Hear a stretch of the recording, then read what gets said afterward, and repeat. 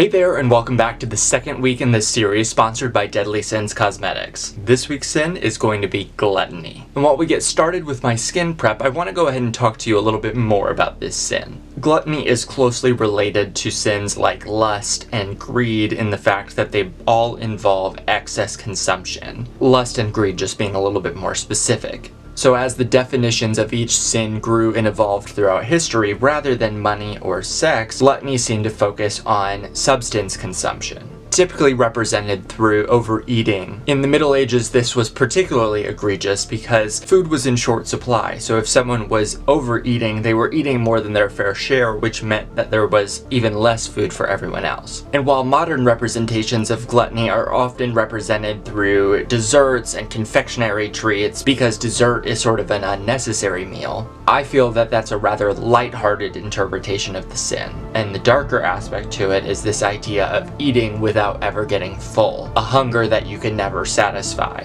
And as I started to think about that a little bit more, gluttony sounds more and more like addiction. Someone who might be using substances to try and fill a void, but the next hit is never enough.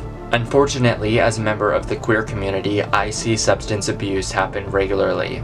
Substance use disorder is a comorbidity of a lot of mental health disorders, such as depression and anxiety, which have much higher rates in members of the LGBTQ community. This is derived from several factors, but often means that queer people are more at risk for abusing drugs and alcohol. Drug use is often even glamorized in gay male culture, having a history with party drugs and underground nightlife. I want to use this makeup to represent how grotesque gluttony can be, not by portraying morbid obesity, but by portraying a shell of a person who will consume anything to try and satisfy their hunger. If you or someone you love is struggling with substance abuse, you can find more resources at samhsa.gov or call 1-800-662-HELP.